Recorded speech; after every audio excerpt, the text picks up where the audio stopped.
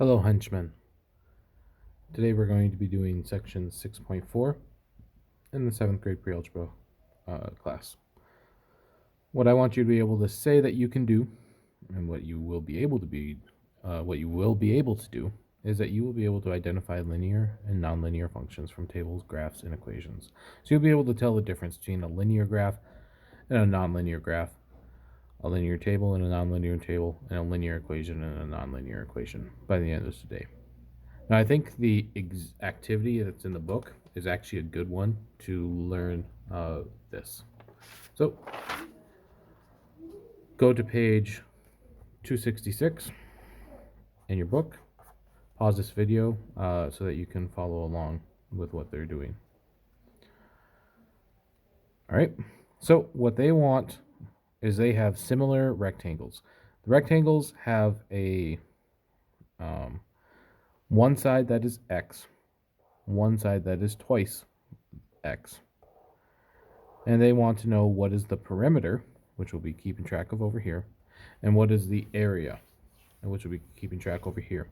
One thing to note is that each of these little tick marks on this side is equal to 1, 5, 10, 15. Here, they're equal to 10, 10, 20, 30, 40, 50, 60.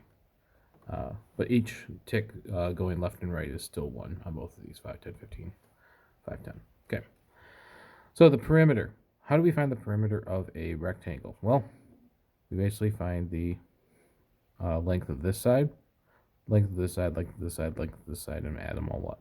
So if x is equal to 1, this side, and I'll be doing this in a different color. Let's do red, my favorite color. If the length of this side is 1, x is 1, well then the length of this side must be 2. The length of this side must be 1, and the length of this side must be 2.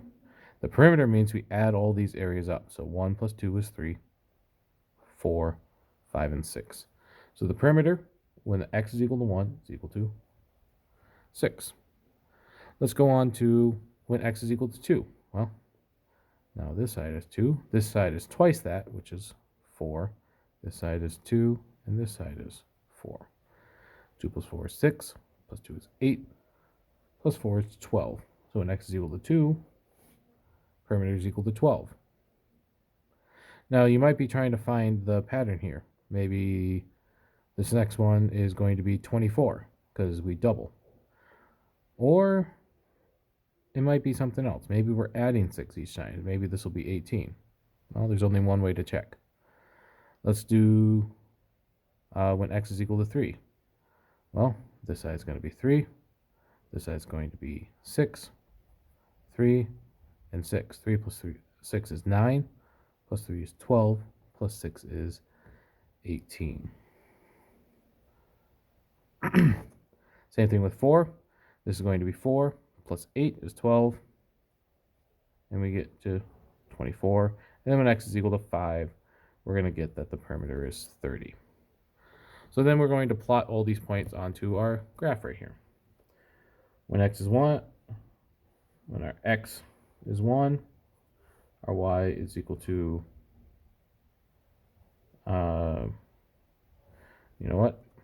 I'm going to go ahead and change this because I just realized this is going to be 10, this is 20, and this is 30. Make each of these tick marks worth 2, just like I did for the area. Okay, when x is 1, y is 6. It's going to be this point right here because this is 2, 4, 6. When x is 2, y is going to be 12. So it goes right up to this. When x is 3, it's 18. 4 is 24. And 5 is 30. So our graph is a line that looks like this. Notice that it goes to the origin. If this length was 0, and this length would also be 0, 0, and 0, if the side length is 0, we should have a perimeter of 0. So that makes sense. Notice that there is a constant difference. When x is going up by 1, our perimeter, or our y value, is going up by 6. Going up by 1, going up by 6. If we were to go up by 2, then instead of going up by 6, we should go up by 12, which we do indeed. So this is a linear function. Let's go on to the area. I'm going to do it in green, my second favorite color.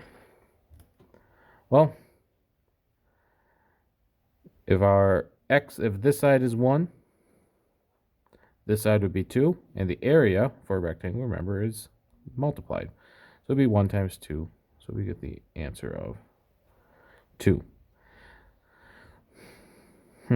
So we start off lower. Let's see what happens at 2. If x is equal to 2, well, this side is 2, this side would be 4. 2 times 4 is 8. Still lower than what the other one was. Okay, let's do it again. 3. We got 3 and 6. 3 and 6 is 18. Now we're finally caught up to what the other one was. What happens at 4? 4 and 8, that is 24. No. 4 and 8 is 32. I'm sorry. 4 and 8 is 32. So at 4, we're up here at 32, and we've gone past what the perimeter was.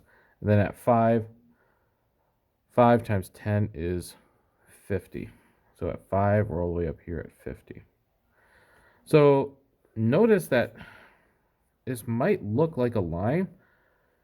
Certainly looks like it could be. However, when you try matching up the points onto a straight edge, they don't ever quite line up perfectly.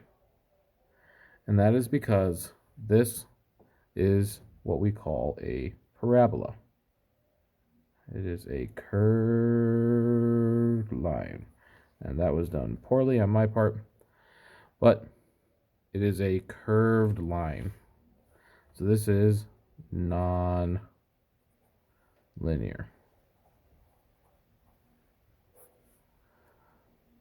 So how could we have figured that out from our graph?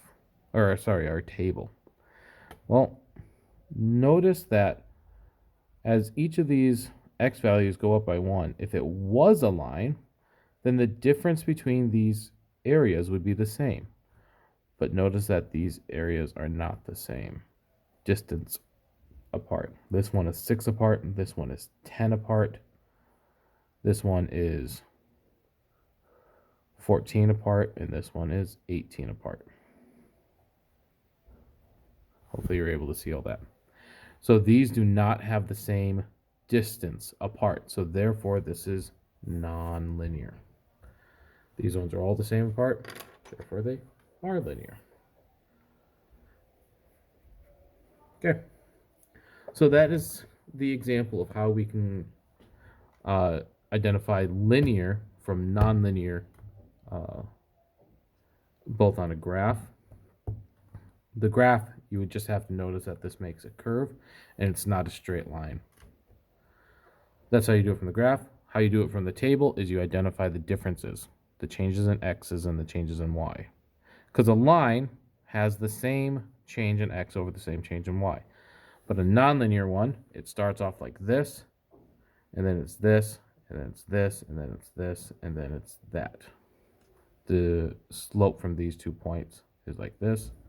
The slope to these 2 points, you gotta change the slope every time that you do it. So this is nonlinear.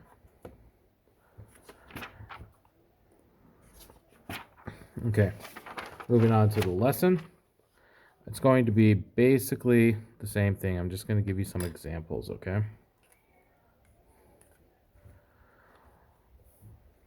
So let's start with a table. X, Y table. 0, 5, 10, and 15. And the Y's is going to start off at 33, 27, 21, and 15. Now you might think, well, there's no way that these could be linear. However, a linear function has a constant rate of change. A linear function has a constant rate of change. So let's take a look at the rate of change for this. Here, the x's are going up by 5. The y's, going from 33 down to 27, that's going down by 6. Oh, this one's going down by 6 as well. Oh, and this one's going down by 6 as well. So therefore, this is, yes, it is a linear function. Conversely, if I had 0, 1, 2, 3, and 4, and this goes 0 to 1 to 4 to 9 to 16, here my x changes are all constant. They're all changing by 1. But my y changes are different. Well, these changes are all different.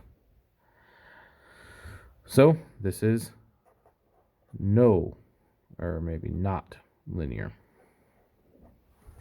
So that's how to tell it from the tables. A graph, it's pretty simple. I'll do a graph on here.